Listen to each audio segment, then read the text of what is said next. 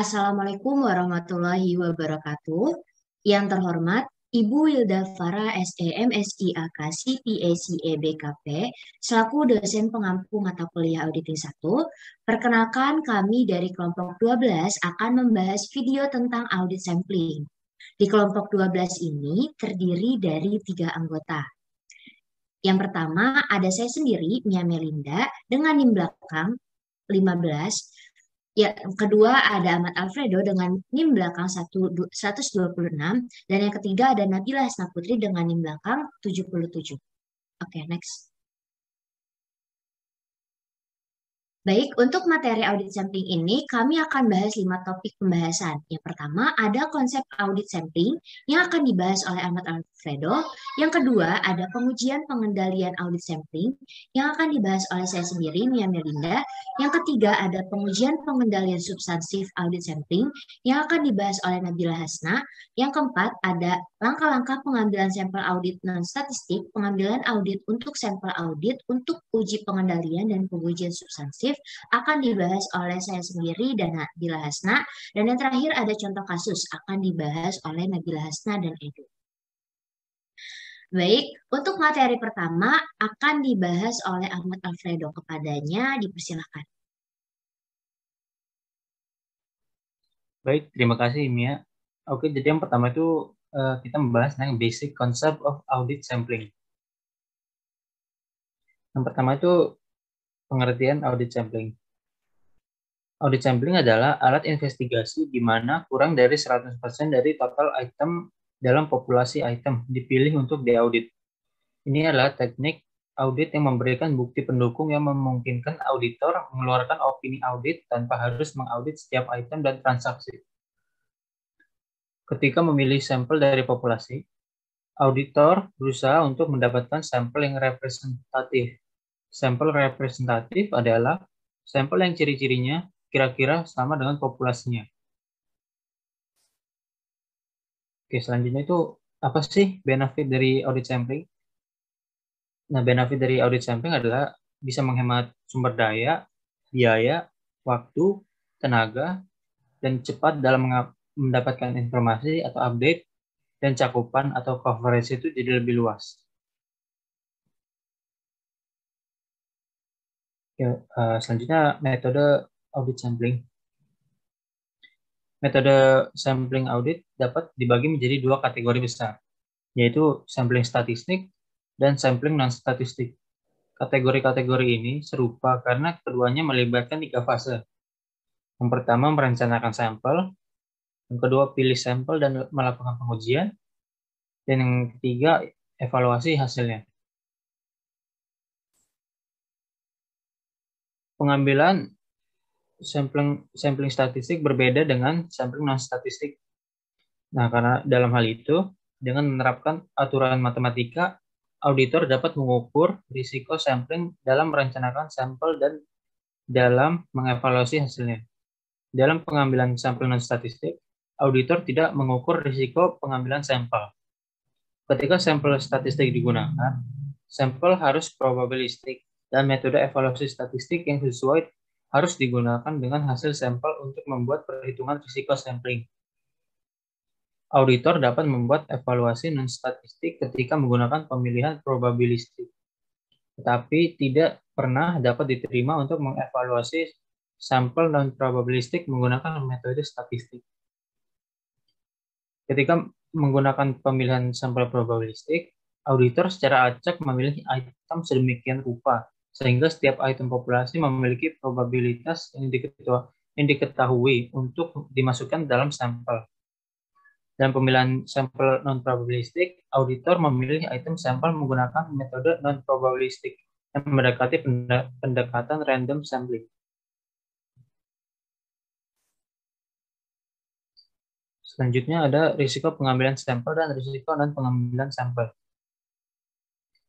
Risiko pengambilan sampel adalah risiko auditor mencapai kesimpulan yang salah karena sampel tidak mewakili populasi. Auditor memiliki 2 cara untuk mengontrol risiko sampling, yaitu menyesuaikan ukuran sampel dan menggunakan metode yang tepat untuk memilih item. Risiko non-sampling adalah risiko bahwa auditor mencapai kesimpulan yang salah karena alasan apapun yang tidak terkait dengan risiko pengambilan sampel.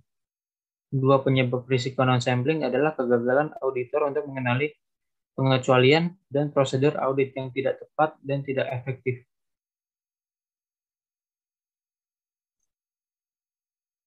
Selanjutnya ada metode pemilihan sampel.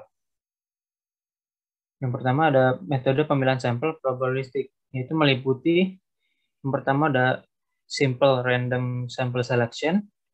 Dalam metode ini, setiap kemungkinan kombinasi elemen dalam populasi memiliki kesempatan yang sama untuk menjadi sampel. Cara mengambil sampelnya dengan random number tables atau membuat tabel dengan nomor sampel yang acak, dan computer generation number tables atau mengacak nomor sampel menggunakan sistem komputer. Lalu yang kedua ada systematic sample selection, yaitu auditor menghitung sebuah interval dan selanjutnya memilih item untuk sampel berdasarkan ukuran intervalnya. Interval ditentukan dengan membagi ukuran populasi dengan jumlah item sampel yang diinginkan. Lalu yang ketiga ada probability proportional to size sample selection. Sampel diambil ketika probabilitas dari pemilihan setiap item populasi individu sudah proporsional dan jumlah yang dicatat. Lalu selanjutnya ada metode pemilihan sampel non-probabilistik, yaitu meliputi yang pertama ada haphazard sample selection, yaitu pemilihan item tanpa adanya conscious bias sebagai bagian dari auditor. Dan yang kedua ada block sample selection, yaitu pemilihan beberapa item secara berurutan. Selanjutnya penerapan pengambilan sampel audit. Sampling audit diterapkan untuk yang pertama adalah control testing, yaitu teknik samplingnya adalah pengambilan sampel atribut dengan tujuan untuk memperkirakan tingkat penyimpangan dari kontrol yang telah ditentukan dalam suatu populasi. Lalu yang kedua ada pengujian substantif yang dengan teknik samplingnya yaitu variable sampling dengan tujuan untuk memperkirakan jumlah total rupiah suatu populasi atau jumlah kesalahan rupiah dalam suatu populasi. Untuk materi selanjutnya akan dijelaskan oleh rekan saya Mia. Untuknya kepadanya dipersilakan. Baik, terima kasih. Untuk materi selanjutnya yaitu tentang pengujian pengendalian audit sampling. Nah, pengujian pengendalian audit sampling dalam pengujian pengendalian digunakan untuk memberikan informasi yang secara langsung berhubungan dengan penilaian auditor atas resiko pengendalian. Nah, dua jenis resiko sampling yang dapat terjadi dalam pengujian pengendalian. Yang pertama, ada resiko penentuan tingkat resiko pengendalian yang terlalu rendah, yaitu menentukan tingkat resiko pengendalian berdasarkan hasil sampel terlalu rendah dibandingkan dengan efektivitas operasi, kebijakan, atau prosedur struktur pengendalian yang sebenarnya. Artinya, auditor menilai berdasarkan sampel resiko pengendalian yang rendah. Artinya, resiko pengendalian rendah itu apa? Bahwa pengendalian internalnya telah dirancang secara baik.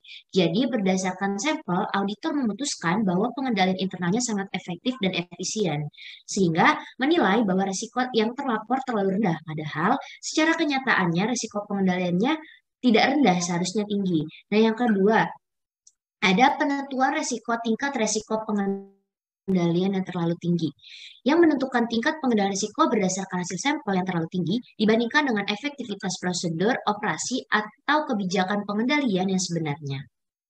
Berdasarkan sampel melihat bahwa pengendalian tidak bagus sehingga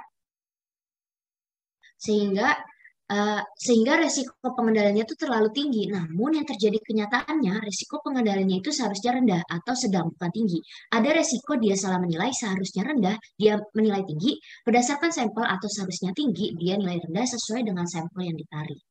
Oke, next.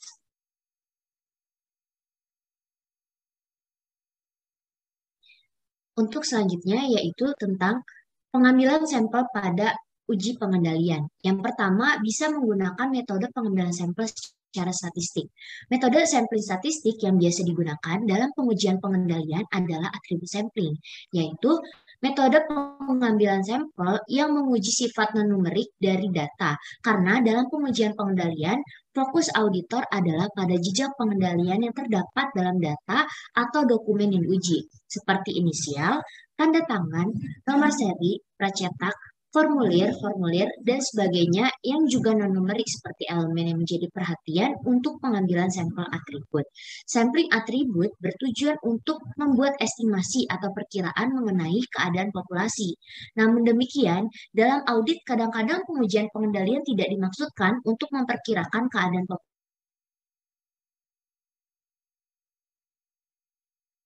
Ada hal tertentu yang perlu mendapat perhatian pada populasi yang diteliti atau menetapkan akan menerima atau menolak populasi yang akan diteliti.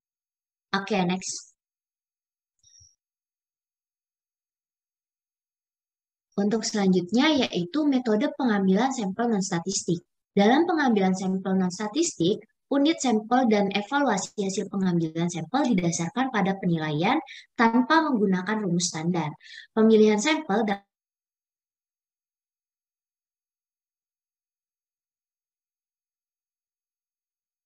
dapat dilakukan secara acak dan tidak acak. Pengendalian dengan program komputer atau testing komputer atau program komputer prosedur. Untuk prosedur pengendalian di program secara spesifik, sesuai kehendak biasanya cukup bagi auditor untuk menguji pengendalian yang diprogram dengan hanya 2 transaksi yang sesuai. 1 transaksi yang diproses dengan benar atau 1 transaksi yang harus ditandai sebagai 1 pengecualian. Akan tetapi, auditor dapat menguji setiap aspek pengendalian yang diprogram dengan ukuran sampel 2 pengujian transaksi. Nah, pengujian yang kedua ada pengujian prosedur pengendalian umum komputer atau testing computer general control procedure. Prosedur pengendalian umum komputer meliputi pengendalian organisasi dan operasi, pengembangan sistem dan pengendalian dokumentasi, pengendalian perangkat keras dan sistem perangkat lunak, pengendalian akses serta pengendalian data dan prosedur. Oke, next. Nah, untuk selanjutnya yaitu langkah-langkah setelah tes uji pengendalian. Hasil pengujian pengendalian merupakan dasar untuk menentukan langkah-langkah dalam pengujian substansif. Langkah-langkah ini dapat disimpulkan atau diringkas sebagai berikut. Yang pertama, jika pengujian pengendalian menyimpulkan bahwa pengendalian memadai, auditor melanjutkan dengan pengujian substansif tanpa mengubah asumsi awal tentang tingkat keyakinan atau resiko pengambilan sampel. Nah, yang kedua, jika pengujian pengendalian menyimpulkan bahwa pengendalian tersebut lemah, maka ada 2 kemungkinan langkah yang dapat dilakukan, yaitu auditor memperluas pengujian untuk memastikan bahwa kesimpulan pertama atau kontrol lemah atau benar. Yang kedua, auditor mengoreksi asumsi tingkat keandalan laporan atau tingkat resiko pengambilan sampel. Oke, next. Baik, untuk materi selanjutnya akan dijelaskan oleh rekan saya, Nabila Hasna, kepadanya dipersilakan. Baik, terima kasih Mia. Untuk pembahasan selanjutnya saya ambil alih mengenai audit sampling pada pengujian substantif. Dalam pengujian substantif ini yaitu penerapan prosedur audit yang kurang dari 100% pada item-item dalam populasi, di mana populasi ini mencakup antara lain yaitu saldo akun dan juga kelompok transaksi. Untuk tujuan dari pengujian substantif adalah untuk mengevaluasi beberapa karakteristik dari populasi saldo akun maupun karakteristik dari transaksi. Nah, dalam pengujian substantif itu ada namanya rencana pengambilan sampel, di mana rencana pengambilan sampel ini dapat dirancang oleh auditor untuk memperoleh bukti bahwa saldo akun itu tidak mengandung salah saji secara material, atau juga untuk membuat estimasi independen atas jumlah tertentu. Next.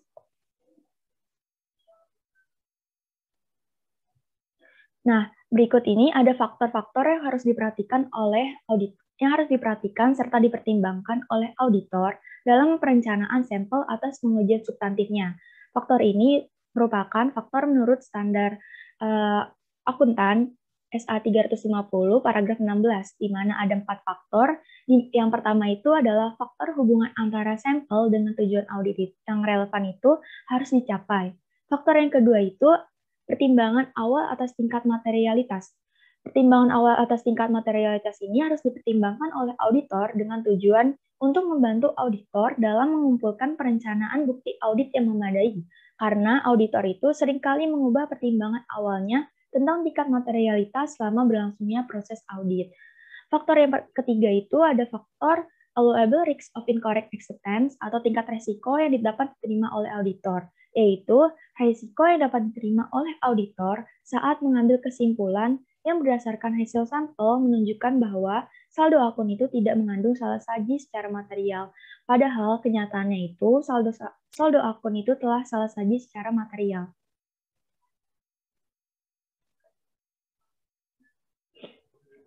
Faktor yang keempat yang harus dipertimbangkan oleh auditor itu merupakan karakteristik dari populasi. Karakteristik dari populasi itu adalah unsur yang membentuk saldo akun atau kelompok transaksi yang menjadi perhatian. Next.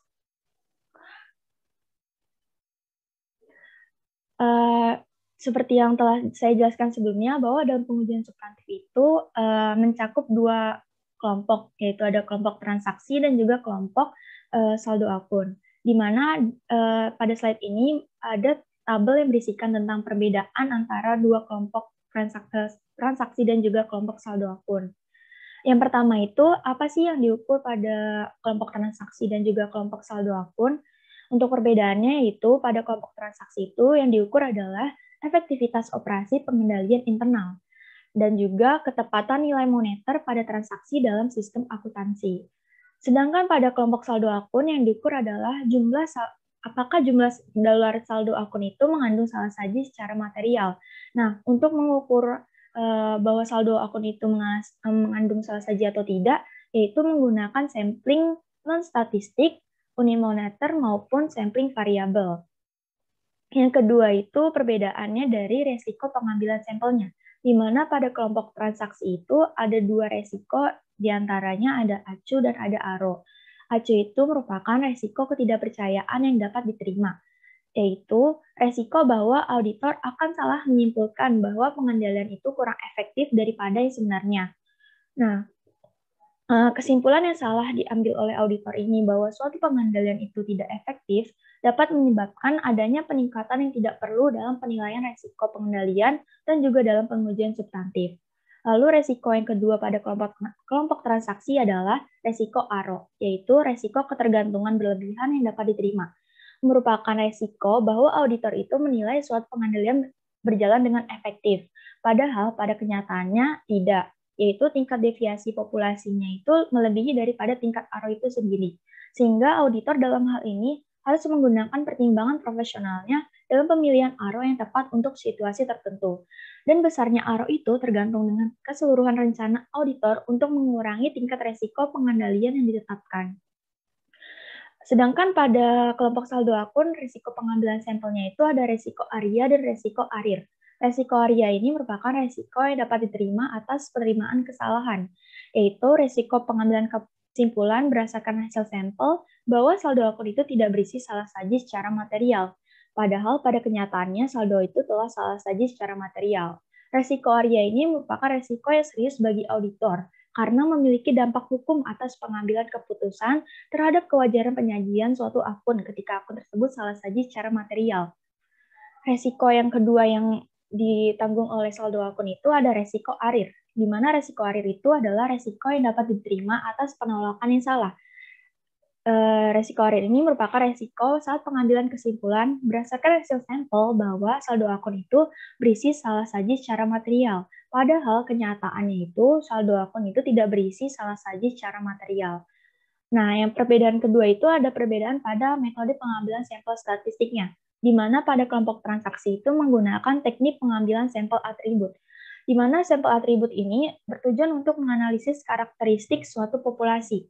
Dan pengambilan sampel atribut ini sering digunakan oleh auditor untuk menguji apakah pengendalian internal perusahaan itu sudah diikuti dengan benar atau tidak. Sedangkan pada kelompok saldo akun, metode pengambilan sampel statistiknya itu menggunakan dua cara, yaitu ada metode MUS atau Monetary Unit Sampling dengan menggunakan metode pemilihan sampel Probability Proportional to Size atau PPS, di mana sampel unit moneter itu sebagai sampel yang dipilih dengan menggunakan probabilitas yang proporsional bagi pemilihan ukuran sampel. Nah, sampel PPS ini dapat diperoleh dengan menggunakan perangkat lunak komputer, tabel angka acak, atau teknik sampling sistematis. Metode yang kedua yang oleh saldo akun ini ada metode teknik pengambilan sampel variabel, di mana pada pengambilan sampel variabel ini memiliki tujuan untuk mengukur salah saji dalam suatu saldo akun. Jika auditor itu menentukan bahwa jumlah salah sajinya melampaui jumlah yang dapat ditoleransi, maka auditor itu akan menolak populasi dan melakukan tindakan tambahan. Nah, dalam sampel variabel ini, keempat langkah dalam sampling non-statistik juga harus dilaksanakan pada metode variabel, dan sebagian besar itu metodenya tidak jauh berbeda. Yang terakhir itu perbedaannya terletak pada metode pengambilan sampel non-statistik, di mana pada kelompok transaksi maupun kelompok saldo akun sebenarnya sama-sama menggunakan prosedur non-statistik audit 14 langkah, walaupun kelompok saldo akun itu memiliki tujuan yang berbeda. Boleh next.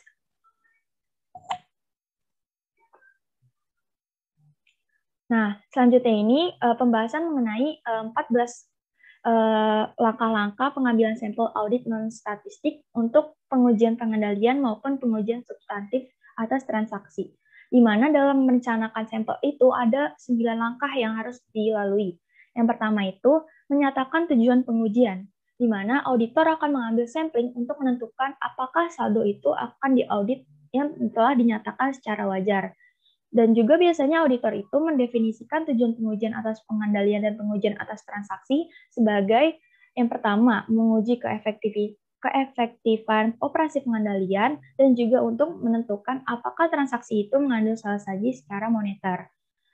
Langkah yang kedua itu memutuskan apakah sampling audit dapat diterapkan, karena meski auditor itu mengambil sampel dari berbagai akun, namun dalam beberapa situasi sampling itu tidak bisa diterapkan, sehingga harus memutuskan apakah sampling audit itu bisa diterapkan atau tidak. Langkah yang ketiga itu adalah langkah mendefinisikan salah saji. Karena pada sampling audit itu untuk pengujian atas rincian saldo itu kan mengukur salah saji moneter, yaitu salah saji yang terjadi apabila sampel itu disalah sajikan. Sehingga auditor itu harus mendefinisikan dengan tepat karakteristik yang sedang diuji dan kondisi pengecualiannya. Langkah yang keempat itu adalah langkah mendefinisikan populasi, yaitu populasi sebagai item yang membentuk populasi dolar yang tercatat. Biasanya auditor itu memisahkan populasi ke dalam dua atau lebih subpopulasi. Lalu auditor juga menguji populasi menyangkut kelengkapan dan rinciannya sebelum suatu sampel dipilih untuk memastikan bahwa semua item populasi merupakan subjek pemilihan sampel. Langkah yang kelima yaitu mendefinisikan unit sampling. Unit sampling itu hampir selalu merupakan item yang membentuk saldo akun. Auditor biasanya mendefinisikan unit sampling berdasarkan definisi populasi dan tujuan pengujian auditnya.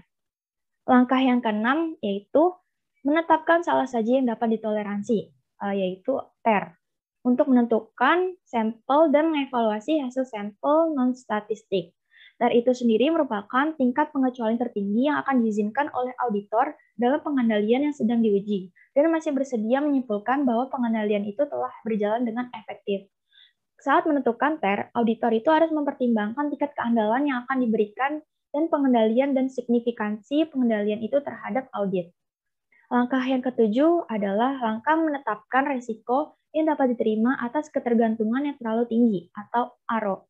Dalam mengukur ARO ini, ARO adalah mengukur risiko tersedia yang ditanggung auditor untuk menerima suatu pengendalian itu berjalan secara efektif apa tidak.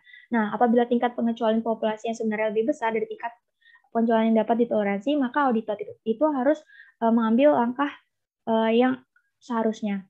Untuk step selanjutnya akan dijelaskan oleh Nia.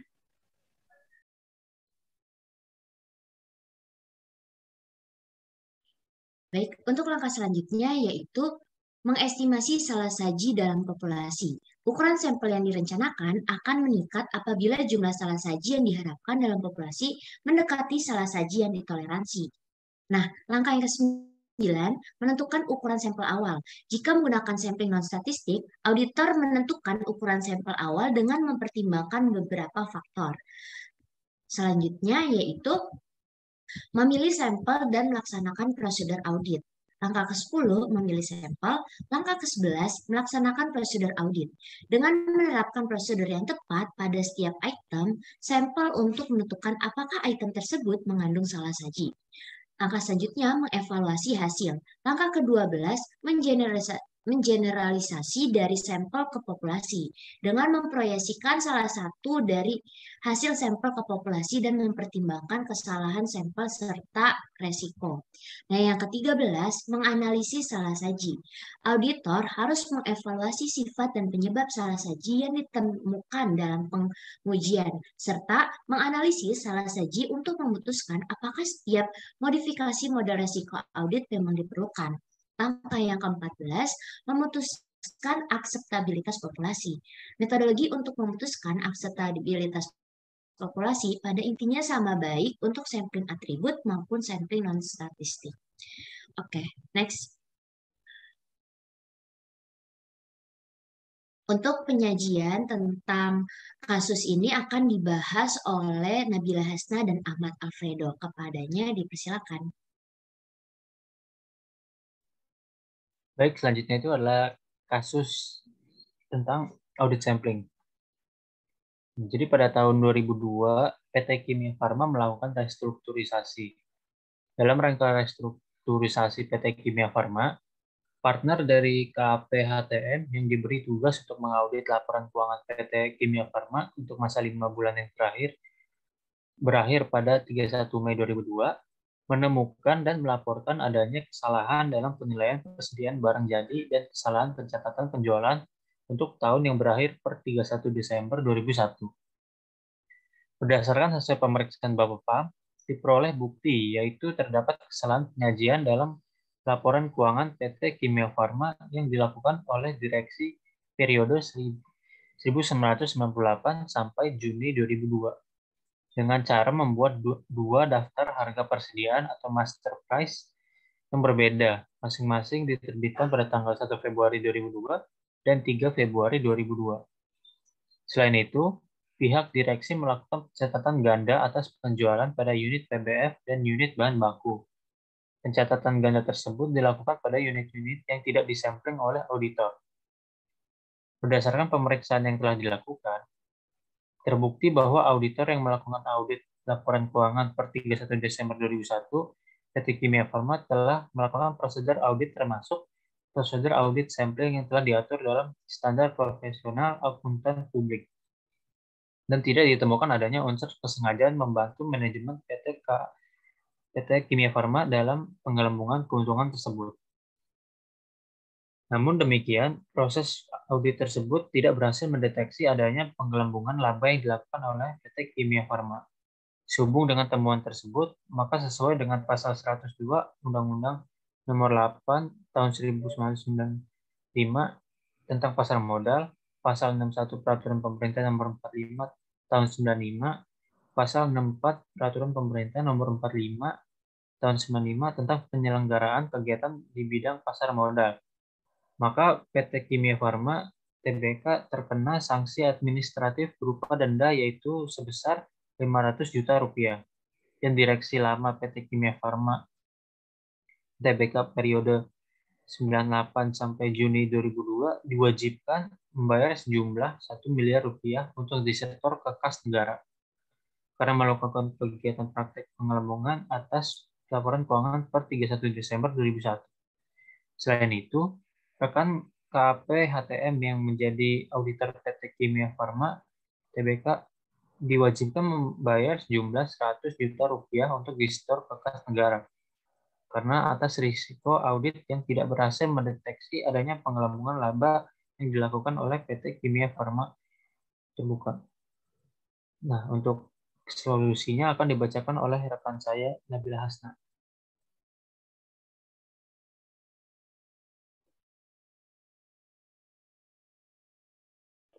Baik, untuk solusi yang berdasarkan kasus yang telah dijelaskan oleh Ahmad Alfredo sebelumnya mengenai kasus skandal laporan keuangan yang terjadi pada PT Kimia Farma, bahwa membuktikan tentang bagaimana pentingnya penerapan prosedur sampling audit tetap harus dilakukan untuk dijadikan bukti bahwa bila nantinya terdapat masalah di kemudian hari.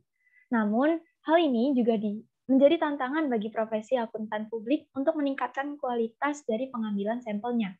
Nah, dalam peningkatan pengambilan sampel ini, kelompok kami menyimpulkan ada dua solusi yang dapat dilakukan oleh auditor. Di mana yang pertama itu, karena auditor itu hanya bisa meningkatkan kualitas pengambilan sampelnya hanya sampai dengan sampel yang representatif atau sampel yang karakteristiknya hampir sama dengan yang dimiliki oleh populasi, maka dalam hal ini auditor itu dapat meningkatkan kualitasnya dengan cara merancang dan memilih sampel, serta mengevaluasi hasil sampel secara cermat dan teliti. Langkah kedua yang bisa dilakukan oleh auditor itu, auditor harus menggunakan pertimbangan profesionalnya untuk menilai resiko audit dan menentukan prosedur yang tepat untuk setiap transaksi dan pengujian saldo atas pengujian audit samplingnya. Nah, tadi kan juga dijelaskan bahwa pada PT Kimia Farma itu, bahwa auditor itu telah melakukan langkah-langkah yang sesuai dengan standar di Indonesia, tetapi tetap tidak ditemukan bukti-bukti kecurangan penggelembungan dana tersebut. Maka dalam hal ini seharusnya auditor itu lebih teliti dan lebih mencermati dan lebih mewaspadai dan cukup ya dan lebih mewaspadai atas rekan kliennya tersebut agar tidak terjadi kesalahan-kesalahan dalam mengaudit. Untuk sekian dari saya. Untuk selanjutnya akan saya kembalikan kepada moderator. Baik, cukup sekian pemaparan materi dari kelompok 12. Kurang lebihnya mohon maaf apabila ada yang salah dalam penyampaiannya. Sekian, terima kasih. Wassalamualaikum warahmatullahi wabarakatuh.